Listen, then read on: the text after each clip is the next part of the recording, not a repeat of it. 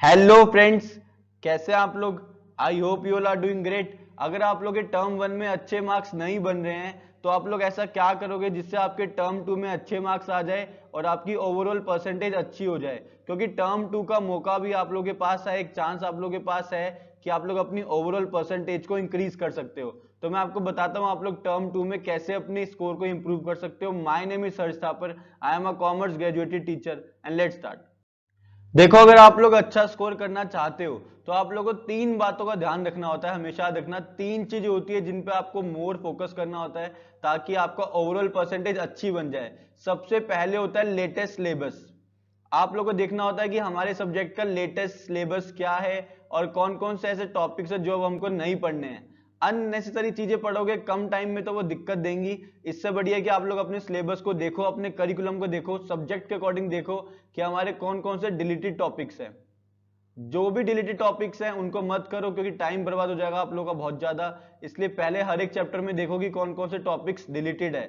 दूसरी चीज देखो कि अगर कोई टॉपिक आ रहा है तो उसके अंदर कितनी चीजें आ रही हैं। कभी कभार क्या होता है, टॉपिक तो आता है लेकिन वो टॉपिक पूरा नहीं देते हैं। तो टॉपिक का एनालिसिस करो, देखो कौन कौन सी चीजें आपके सिलेबस में है और कौन कौन सी चीजें नहीं है।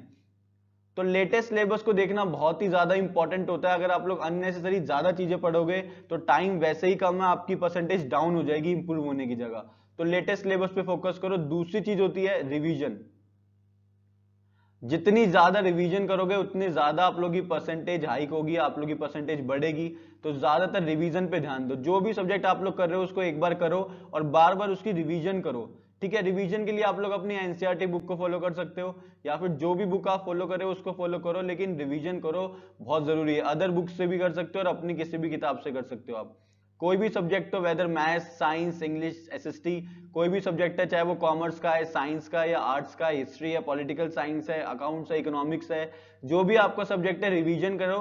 साथ साथ क्या करो, एनसीईआरटी बुक से भी रिवीजन करो और अदर बुक से भी करो। जो बुक आपको सुटेबल रखती है उस बुक से पढ़ो, लेकिन रिवीजन करना बहुत ही ज्यादा इंपॉर्टेंट है। तीसरी चीज आती है सैंपल पेपर्स। जितने ज्यादा आप लोग सैंपल पेपर प्रैक्टिस करोगे उतना ज्यादा आप लोगों का स्कोर मैक्सिमाइज होगा, गारंटी है इस चीज की। तो आप लोग ज्यादा से ज्यादा सैंपल पेपर को सॉल्व करो, लेटेस्ट सैंपल पेपर को सॉल्व करो हर एक सब्जेक्ट का। Latest sample paper plus CBSE के भी सैंपल पेपर आएंगे, उनको भी सॉल्व करो। तो लेटेस्ट सैंपल पेपर सॉल्व करना बहुत ज्यादा जरूरी है आप लोगों के लिए। जितने ज्यादा आप लोग सैंपल पेपर करोगे उतना ज्यादा आप लोग अच्छा है।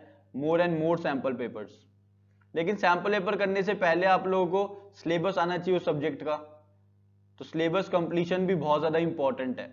More and more sample papers, getting my point. अब देखो, रिवीजन जब आप लोग करोगे या जब आप लोग तैयारी करोगे, अपने सिलेबस को कंप्लीट करोगे, तो ऐसा नहीं है कि आप एक दिन में अपने सिलेबस को कंप्लीट करोगे। आप लोग इसको टास्क में डिवाइड कर दो, छोटे छोटे छोटे छोटे टास्क में डिवाइड करोगे कि आज का मेरा टास्क ये है, टास्क वन है मेरा कि मैं आज एक चैप्टर करूंगा। ऐसे ही टास्क टू कर लो कि कल मैं दूसरा चैप्टर करूंगा, फिर तीसरा चैप्टर करूंगा। ऐसे डे बाय डे के टास्क बना लो।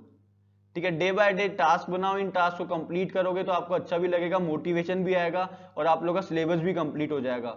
तो हर सब्जेक्ट में टास्क बनाओ, एक आप लोग अपना स्केड्यूल बना सकते हो कि दिन भर का मेरा प्लान क्या है।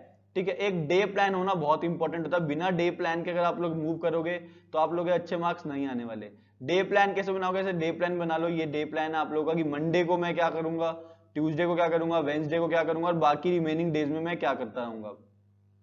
ठीक है, डे प्लान होना बहुत जरूरी है कि मंडे को मैं कौन सा सब्जेक्ट पढ़ रहा हूँ, सब्जेक्ट का नाम लिखो, सब्जेक्ट वन, फिर सब्जेक्ट टू, जो जो भी आप सब्जेक्ट पढ़ रहे हो उनके नाम लिखते जाओ यहाँ पे, सब्जेक्ट थ्री। और मंडे को आप कितना टाइम दोगे इसको, सपोज टू बी अगर आप इसको 1 आवर दोगे तो 1 आवर, और किस चैप्टर को दोगे, चैप्टर वन को दोगे 1 आवर, ऐसी सब्जेक्ट टू को, थ्री को। डे का प्लान होना बहुत ही ज्यादा इंपॉर्टेंट है। Getting my point. Without day plan अगर आप लोग मूव करोगे तो आपकी परसेंटेज इतनी जल्दी इंक्रीज नहीं होगी। तो डे का प्लान बनाओ, टास्क बनाओ, ताकि आप लोगों का जो स्कोर है वो मैक्सिमाइज हो। देखो, बुक से लेना नहीं है, अगर आप एनसीईआरटी फॉलो करो एनसीईआरटी को फॉलो करो, कोई और बुक को फॉलो करो, किसी और बुक को फॉलो कर लो। ये रामबाण है, इन तरीकों को फॉलो करोगे तो आप लोग का डेफिनेटली मार्क्स इंप्रूव हो गए। टर्म टू वैसे भी आप लोग का ऑब्जेक्टिव नहीं सब्जेक्टिव आपको लिखना है ज्यादा, तो ज्यादा लिखने के लिए प्रैक्टिस की बहुत जरूरत है आप लोगों को। ठीक है, तो प्रैक्टिस करो। Getting my point. तो मैंने क्या कहा आप लोगों को, सबसे पहले आप लोग लेटेस्ट सिलेबस देखो अपना, डिलीटेड टॉपिक्स कौन कौन से हैं और टॉपिक का एनालिसिस करो कि जोन जोन से टॉपिक आ रहे हैं उनमें क्या क्या चीजें हमें करनी है। रिवीजन करो, डे प्लान बना के चलो अपना, टास्क बनाओ छोटे छोटे कि आज मैं ये टास्क अचीव करूंगा, कल ये टास्क अचीव करूंगा। ये बेटर रहेगा आप लोगों के लिए। और सैंपल पेपर ज्यादा से ज्यादा सॉल्व करो। अगर आप लोग स्कूल की क्लासेस ले रहे हो तो स्कूल की क्लासेस लो, अदरवाइज सेल्फ स्टडी सबसे बेस्ट होती है। सेल्फ स्टडी से बढ़िया कुछ नहीं होता। अगर आप लोग एक बार आपको चैप्टर आ गया, उसके बाद आपने खुद से पढ़ा वो चैप्टर, तो डेफिनेटली वो चैप्टर आपको लॉन्ग टर्म तक याद रहेगा। तो ये तरीके होते हैं अच्छा स्कोर करने के लिए। ठीक है, इन तरीकों को फॉलो करो, अपने स्कोर को मैक्सिमाइज करो। कि ओवरऑल परसेंटेज अच्छी होना बहुत ज्यादा इंपॉर्टेंट होता है यार। अगर आप लोग के टर्म 1 में अच्छे मार्क्स नहीं बने तो टर्म 2 को अच्छा करके अपनी ओवरऑल परसेंटेज को इंक्रीज करो। ठीक है, तब तक के लिए all the very very best. Channel को सब्सक्राइब करना मत भूलिएगा और साथ में लगे बेल आइकन को प्रेस कर देना। Thank you.